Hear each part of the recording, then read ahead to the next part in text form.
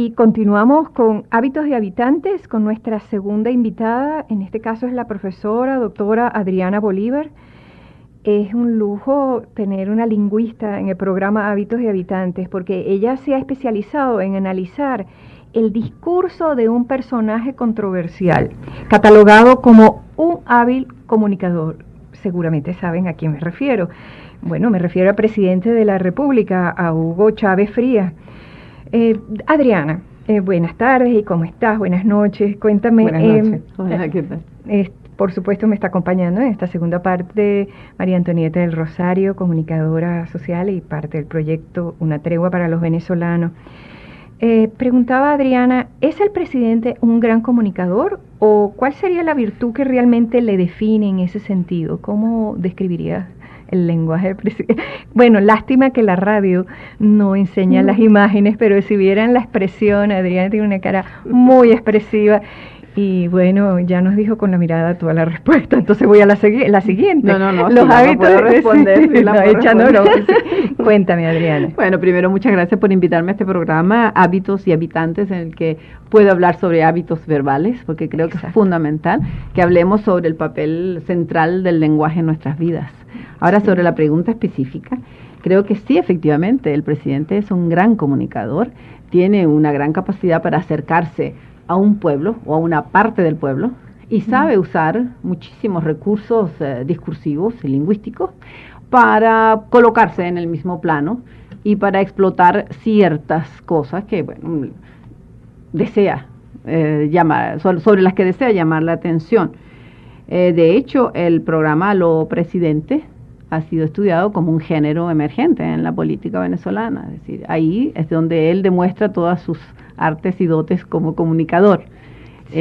Hay muchas cosas que decir, pero eso creo que responde a tu pregunta, ¿no? No, sigue. El micrófono es tuyo, Adriana. Queremos saber las metáforas que usa el presidente. Seguramente has estudiado la metonimia, bueno, las características de su juego de palabras. Vamos a hablar de todos los recursos que puede tener el discurso, ¿no? Valga la redundancia, o sea, todos los recursos que puede tener el lenguaje discursivo, no solamente en el presidente de la República, quizás lo estamos tomando como creo que es un gran ejemplo en ese tema, pero sin embargo podemos hablar del discurso de la oposición, podemos hablar de los hábitos verbales, pero siguiendo con la tónica de lo que le preguntó la doctora del presidente, es bien curioso porque realmente se ha reconocido como un hábil comunicador, y aparte de lo que le preguntó la doctora Felicitas, también hay un recurso que él utiliza mucho, que es la habilidad. Él convierte lo negativo inmediatamente a su favor. ¿Por qué no nos habla de eso?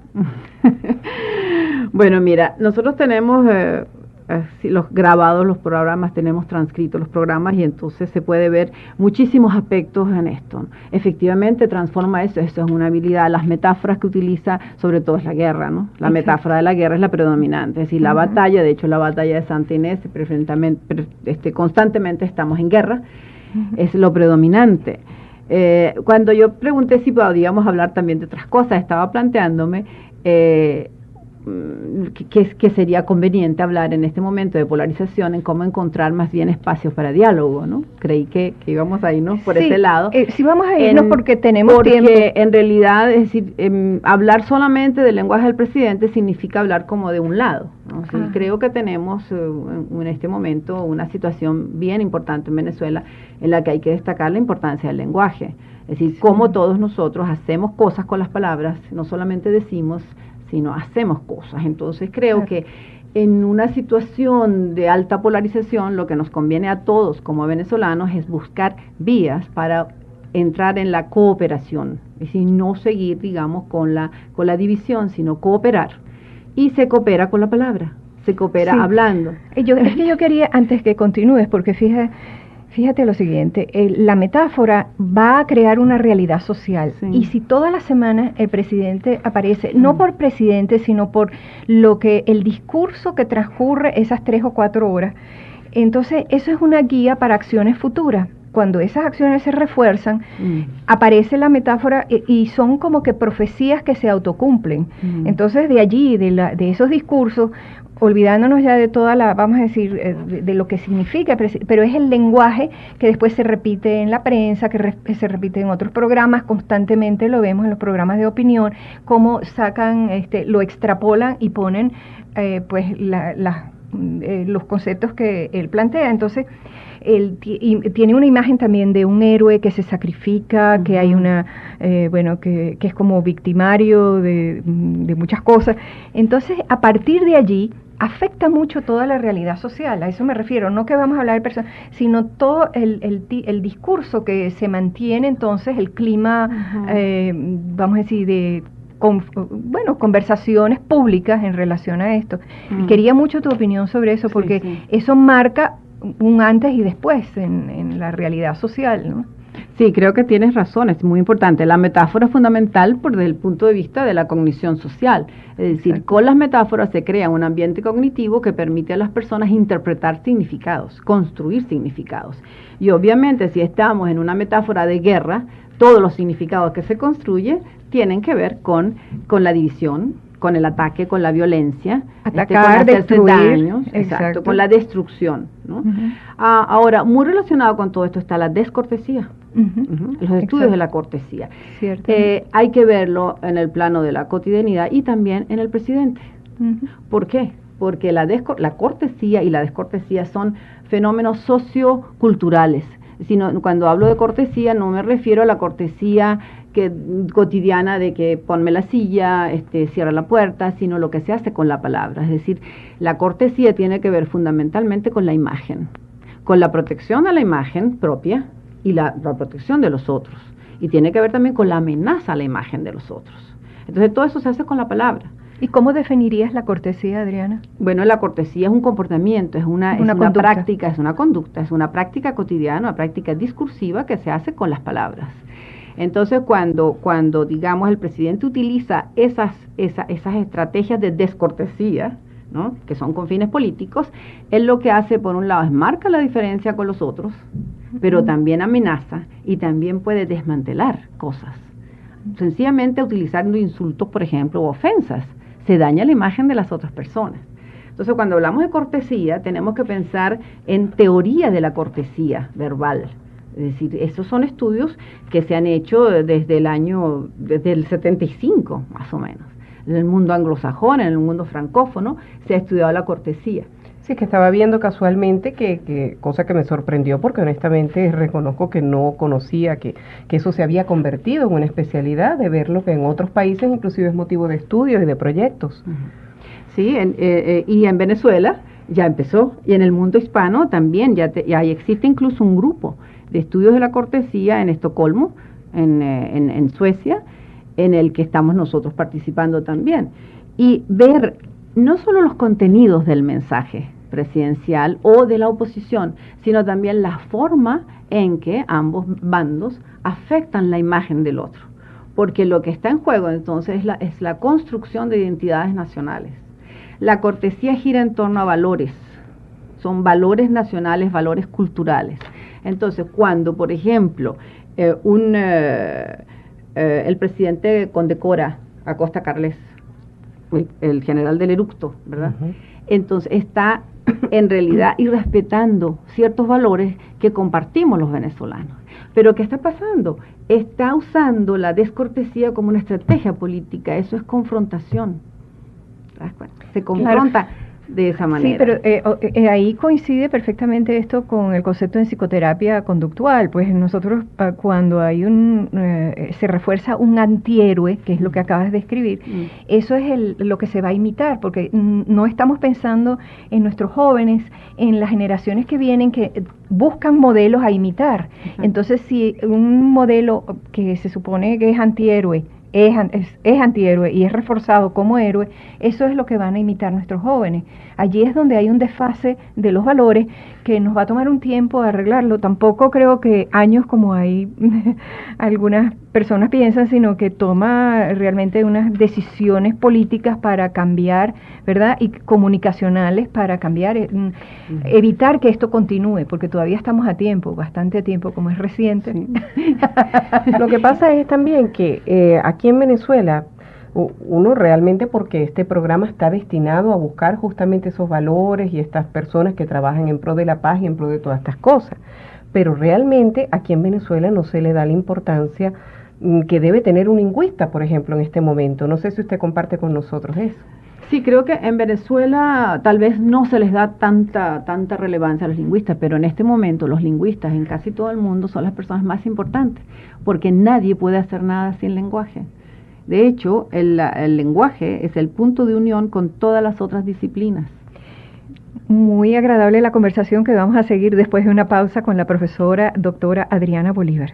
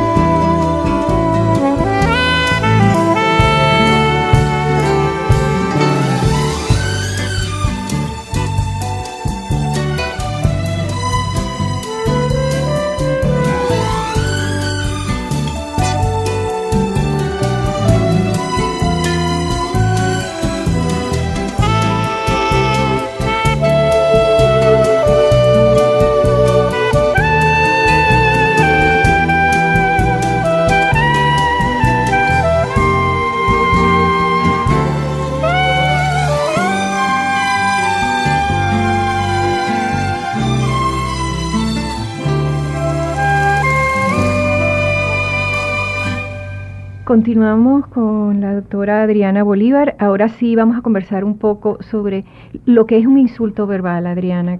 ¿Cómo es eso de un insulto verbal? Bueno, los psicólogos lo sabemos, pero quiero oír qué dicen los lingüistas. Bueno, un insulto es la ofensa con la palabra.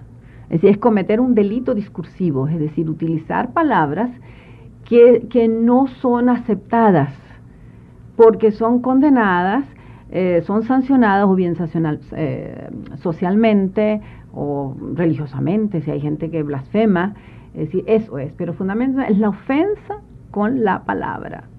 Ahora, hablamos de el líder máximo y por supuesto sus palabras pues son muy importantes porque es el líder máximo, pero también está el otro lado, que es la oposición. ¿Qué nos puede decir de su lenguaje discursivo? Hablando sobre, en ambos casos, bueno, en un estudio que hicimos después del 11 de abril, yo hice una recolección de insultos en un grupo bastante amplio, estratificado por grupos, digamos, socialmente, ¿no? Y por educación. Encontré que había una gran cantidad de insultos intercambiados entre oposición y gobierno. Los del gobierno, casi todos, eran recordados de la boca del presidente. Cuálidos, oligarcas, traidores a la patria, todas esas. Pero encontramos que la oposición tenía más insultos hacia el presidente que el presidente a la oposición. El problema reside en que los más recordados son los del presidente, los que se han repetido, los que han pasado el repertorio de la lengua. Es decir, los que han quedado, es decir, llamarse escuálido, llamarse oligarca, esos han quedado. Los de la oposición, es decir, se recuerdan menos en esas encuestas, por lo menos. Sí, quizá por lo que hablamos de que él es el líder. Pero son muchísimos. Bueno, no vamos a dejar transcurrir el tiempo, sí que conversemos lo más importante, cuál es la paz, la cooperación, el diálogo desde el concepto que tú vienes trabajando. Bueno, el diálogo es fundamental para mantener la paz, pero ¿qué significa diálogo? Ese es el punto, ¿no? Dialogar significa hablar con otro, primero reconocerlo, porque si tú no lo reconoces y lo excluyes del diálogo, no existe ese diálogo. Es decir, cuando, por ejemplo, el presidente habla y no nombra a la oposición, para nada, creo que el aló presidente 137, cuando fue el firmazo, el gran firmazo, estuvo hablando 6 horas y no nombró al firmazo. Es decir, eso es una manera de excluir del diálogo. Bueno, ¿no? Eso se llama ignorar. Y para ignorar. Extinguir, pues, primero reconocer. Bueno, aunque ahora acaba de haber un encuentro entre el presidente Carter, presidente Chávez y Cisneros, que es un avance hacia el diálogo. Y ahora se está tratando de buscar con el resto de los dueños de los medios. Exacto. Entonces, luego hay ciertas condiciones para dialogar. Hay que respetar al otro, hay que respetar la imagen del otro, y de acuerdo con las normas socioculturales acordadas en cada cultura. Es decir, en esta cultura hay ciertas formas de trato que son las aceptadas por toda una sociedad, hay ciertas palabras que son tabú, que no se deben usar. Por ejemplo, el uso de palabras con referencia escatológica no se usan en público normalmente, y si la situación es formal, mucho menos. Entonces, es un respeto, es mantenerse con un tema, es decir, si vamos a hablar de este tema, vamos a respetar ese tópico, no cambiarlo o silenciarlo. Si hay condiciones para dialogar y tener un acuerdo de llegar a algún punto, para cooperar y trabajar juntos. Bueno, sabes, estoy pensando mientras te escucho que se nos olvida algo muy importante, cuál es que nuestra juventud, que en algunos casos, bueno, está muy alerta y pendiente de lo que está pasando en el país, ¿no? Pero hay también una gran parte de la juventud que dice, yo no quiero saber de nada, porque está, en desesperanza, en que no le importa lo que pase, que realmente en un pensamiento fatalista, que aleja mucho a ese grupo de lo que es el pensamiento, del ser pensante, cognitivo. Y eso hace que no vive sino en imágenes, no vive en el diálogo, no vive en la conversación como estamos. Sabes, el lenguaje es muy entrecortado y es, eso sí, yo no sé si lo has estudiado, pero hay todo un lenguaje muy característico de los jóvenes que tienen entre sí, que es todo un vocabulario nuevo que tienes que aprenderlo si quieres comunicarte con ellos, ¿no? Entonces, te pregunto qué opinas sobre eso, donde el lenguaje casi es muy pobre, porque no se lee muy poco, está basado todo en la imagen visual, ¿verdad? Nada más en la inmediatez de cómo voy a pasar mi rato esta noche en qué rumba, sí. Y yo no estoy en contra de las rumbas, ojo, pero digo, el equilibrio es lo que permite una sociedad sana, ¿no? Entonces, si solamente te vas para un lado sin la cognición, sin el pensamiento, sin el discurso, como tú describes tan bello, qué se pudiera hacer con estos jóvenes, porque yo estoy segura que estimulándolos un poquito tiene una flexibilidad increíble. Sí. Bueno, mira, yo salgo siempre en defensa de los jóvenes. Claro, por eso lo estoy hablando. Primero, porque casi nunca estoy de acuerdo con eso de que ellos tengan un lenguaje pobre. Creo que es riquísimo. El problema es que no lo hemos estudiado. Entonces, ¿qué hay que hacer? Hay que estudiar el lenguaje de los adolescentes y saber cómo se comunican ellos, porque de hecho son dialectos, son variedades dialectales dentro del propio español de Venezuela. Es una manera, son comunidades que tienen sus lenguajes particulares, los desarrollan y ellos se entienden. Fíjate tú que acabas de decir que hay que aprenderlo para poder comunicarse con ellos. Por supuesto. Entonces, pienso que no les hacemos mucho favor a nuestros jóvenes diciendo que ellos no piensan bien, que no hablan bien, porque sí hablan muy bien. Lo que pasa es que desarrollan códigos alternos. Bueno, le voy a decir algo, he tenido que tomar un curso, y yo no sé si a usted le ha pasado, doctora, para aprender el lenguaje del celular, cuando pasan los textos. Igual, y el chat, y los lenguaje chats, totalmente distinto. y los chats todavía, como la cantidad de iniciales seguidas que significan cosas que uno tiene que hablar con un joven para que te diga qué significan, ¿no? Pero les encanta cuando los dices, ¿sabes? ¿Sí? Entonces, si uno se esmera en aprenderlo rápido, de verdad, sí, no, yo no decía pobre en cuanto a, tienes mucha razón, claro que es muy rico en contenido, pero a la hora de establecer la relación con las nuevas generaciones, que nos piden mucho en los grupos, ¿qué hacemos con una generación en otra? Entonces, allí pasa lo que está pasando también con la política, pues que las generaciones no se comunican, a eso me refiero, a la pobreza de comunicación entre un grupo y otro de varias generaciones, porque el lenguaje ha cambiado radicalmente, es el lenguaje también de la tecnología, de toda la, bueno, del microchip. Doctora, sí, yo quería agregar algo más a eso, ¿no? Que pienso que es un poco donde radica su preocupación. Y la doctora Bolívar se sonríe porque al principio justamente estábamos hablando de eso y ella nos veía así con una cara como que no me toquen a los jóvenes, ¿no? No, realmente, mi hija es adolescente, o sea, menos que menos. Nosotros ¿no? tenemos hijos encantadores, sí. así que ahora, pero quizás no es el caso a lo mejor de todos los jóvenes, pero es que preocupa. Yo le comentaba a la doctora Bolívar que conversando con docentes de bachillerato, los muchachos a veces no saben interpretar un párrafo. Muchas veces lo leen o uno le hace una pregunta y ellos realmente no saben, contestan otra cosa totalmente distinta, ¿no? Entonces, claro, todo esto proviene de lo que se ha dicho, de una falla muy grave en la lectoescritura, cuestiones que hay que reforzar a nivel educativo, pero que evidentemente después uno lo nota cuando ellos van a buscar trabajo, son como muy lacónicos, o se quedan muy callados, hasta cierta apatía inclusive a veces. Entonces, yo pienso que por ahí es que radica la preocupación. Te estás metiendo en mi campo, ya no María Antonieta. Pero es que tengo que aprovechar porque tengo una lingüista y una psicóloga al lado. Pero lo estamos metiendo en educación también. Sí, exacto. Y nos estamos metiendo en discurso. ¿no? Es decir, educación, porque un niño o un joven no puede comprender un párrafo. El problema es bien complejo porque significa cómo se concibe la lengua, cómo se enseña la lengua. Es decir, se piensa en el lenguaje como un código o como un instrumento y no se piensa en el lenguaje como una práctica social. Entonces, perdón. sí, perdón. No, perdón. Sí. Entonces, si pensamos que en el lenguaje como una práctica con la que hacemos cosas y decimos cosas, es muchísimo más atractivo para ellos leer si saben que están leyendo para algo. Pero no que le des un párrafo aislado muerto, ahí resuma las ideas.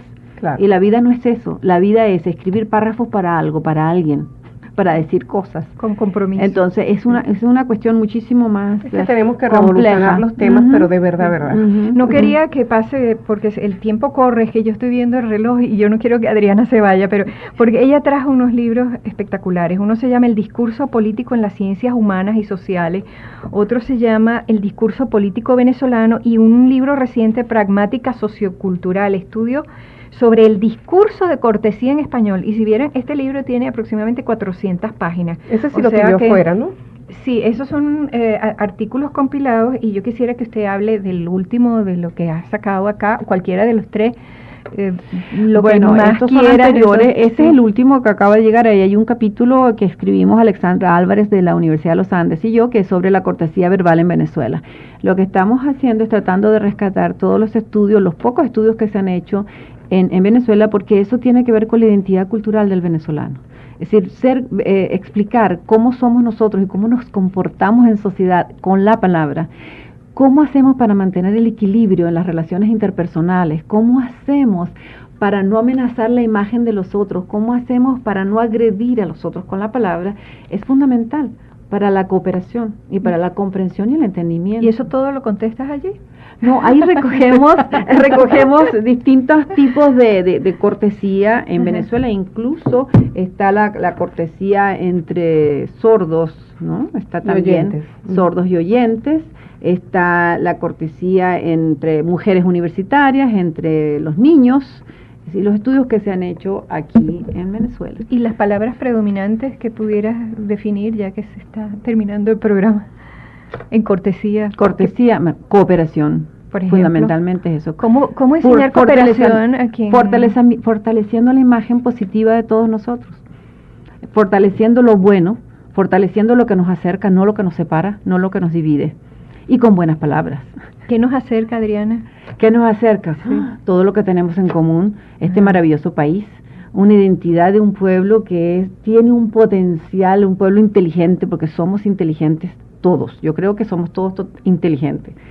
Y tenemos tantos recursos humanos y materiales como para desarrollar. Yo creo que eso ya es una meta fundamental, desarrollarnos, crecer juntos. Bellísimo. Muchísimas gracias. Muchísimas gracias, de verdad, y yo creo que esto amerita otro programa porque quedaron muchísimas cosas por hablar. Sí. Es un tema súper interesante. Por favor, llamen a los lingüistas. Muchas gracias. Muchas gracias a ustedes.